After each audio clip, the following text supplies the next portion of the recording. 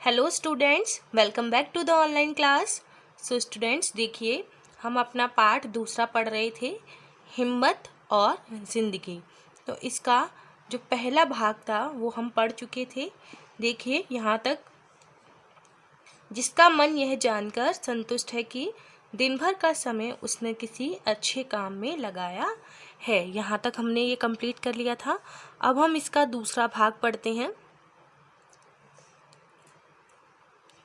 देखिए बच्चों, इसके पहले भाग में हमने पढ़ा था कि हमने क्या समझा था कि जो संघर्ष करता है, जो हिम्मत करता है, जो मेहनत करता है, पानी के अमृत वाले तत्व को वही जान पाता है, छाया के महत्व को वही समझ पाता है और चांदनी और शीतलता का वही व्यक्ति आनंद ले पाता है। अब देखिए आगे, इसके विपरीत वह आदमी भी है जो दिन भर खिड़कियां बंद करके पंखों के नीचे छुपा हुआ है और अब रात में जिसकी सेज बाहर चांदनी में लगाई गई है। भ्रम तो शायद उसे भी होता होगा कि वह चांदनी के मज़े ले रहा है, लेकिन सच पूछिए तो वह खुशबूदार फूलों के रस में दिन रात सड़ रहा है। यानी बच्चों, जीवन क्या है, जिंदगी क्या है और जिंदगी के अर्थ क्या हैं, उसका सही मायने का जो सुख है वो क्या है, ऐसी सुख संपत्ति में रहने वाला व्यक्ति नहीं समझ पाता। ये सब जो सुख संपत्ति में जो व्यक्ति रहता है वो ये सब नहीं समझ पाता है कि असली जिंदगी के मजे क्या है। उपवास और संयम ये आराम के साधन नहीं है। उपवास और संयम से हमें आराम नहीं मिलता है, ये हमारे आराम के साधन नहीं है, यानी कि इनके कारण हमें आनंद प्राप्त नहीं होता है। भोज का असली स्वाद उसी को मिलता है जो कुछ दिन बिना खाए भी रह सकता है। भोजन का असली स्वाद किसे मिलता है?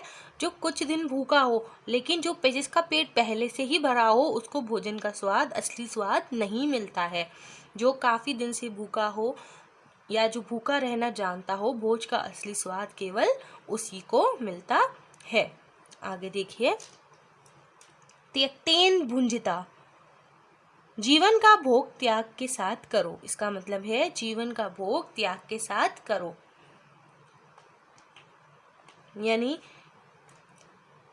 जीवन का भोग त्याग के साथ करो, यानी जीवन जीना है तो अपनी सुख संपत्ति की वस्तुओं को या उसके साधनों को त्यागो, उसको त्यागने यानी कि छोड़ने का प्रयास करो। यह केवल परमार्थ का उपदेश नहीं है, यानी कि यह केवल कोरी सांस्कृतिक बातें नहीं है, क्योंकि संयम से भोग करने पर जीवन में जो आनंद प्राप्त होता है वह निराभोगी बनकर भोगने से नहीं मिलता है। यानी कि हम 24 घंटे 365 दिन, साल के 365 दिन सुख की प्राप्ति लेंगे तो जीवन क्या है, जीवन का संघर्ष क्या है, जीवन का आनंद क्या है, यह हम कभी जान नहीं पाएंगे। अब देखिए आगे, बड़ी चीजें बड़े संकटों में विकास पाती हैं। बड़ी हस्तियां बड़ी मुसीबतों में पलकर दुनिया पर कब्जा करती हैं। देखिए, यानी कि हमें जब बड़ी सफलता मिलती है या जब सफलता मिलेगी, बड़ी सफलता, और हमें संघर्षों को भी देखना है, तो हमें संघर्षों को भी देखना है। जब तक अगर हम सफलता पाना चाहते हैं तो हमें संघर्ष करना होगा, प्रयास करना होगा, और हो सकता है कि हमें जीवन में बड़े बड़े संघर्षों का भी सामना करना पड़े। बड़ी हस्तियां बड़ी मुसीबतों में पलकर दुनिया पर कब्जा करती हैं। अब किसी भी बड़े व्यक्ति की ओर नज़र उठाकर देख लीजिए, जहाँ से वो पैदा हुआ है वह खाक से ही उठकर, यानी कि ज़मीन के बिल्कुल नीचे तल से उठकर अपने आप को आसमान की ऊंचाइयों तक पहुंचा पाता है। तो जो बड़े बड़े लोग होते हैं, जो फिल्म स्टार होते हैं, तो वो एकदम से ही तो नहीं बन गए ना, तो उन्होंने क्या किया, बहुत मेहनत की, साहस किया, प्रयास किया और कठिन परिश्रम किए, तब जाके वो खाक से उठकर आसमान की ऊंचाइयों को छू सके हैं।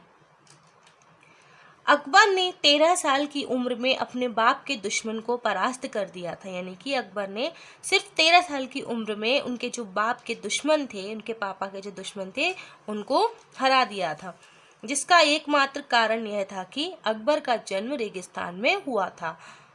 इसका सिर्फ एक ही कारण था, देखिए, और वह भी उस समय जब उसके बाप के पास एक कस्तूरी को छोड़कर और कोई दौलत नहीं थी।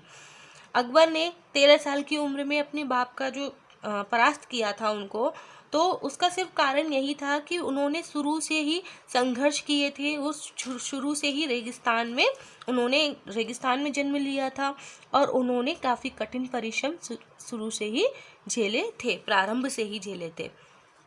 और उनके पास क्या था, उनके बाप के पास सिर्फ एक कस्तूरी दौलत ही थी। महाभारत में देश के प्राय अधिकांश वीर कौरवों के पक्ष में थे, फिर भी जीत पांडवों की हुई, क्योंकि उन्होंने लाक्षागृह की मुसीबत झेली थी, क्योंकि उन्होंने वनवास के जोखिम की कठिनाइयों को पार किया था। श्री विंस्टन चर्चिल ने कहा है कि जिंदगी की सबसे बड़ी सिफत हिम्मत है। आदमी के और सारे गुण हिम्मत होने से ही पैदा होते हैं। यानी यदि इंसान में हिम्मत है, संयम है, साहस है, उत्साह है, तो ही वे जीवन को सही अर्थों में जी पाता है और उसके सुख का भोग कर पाता है। तो इसलिए हमें साहस और अपने जीवन में कठिन परिश्रम करते रहना चाहिए, कभी हार नहीं माननी चाहिए। तो बच्चों, ये आपका यहाँ तक कंप्लीट होता है दूसरा भाग। इसका तीसरा भाग हम नेक्स्ट वीडियो में पढ़ेंगे। जब तक आप इसके घर पे रीडिंग कीजिए। नेक्स्ट टाइम मिलते हैं। Till then, bye bye.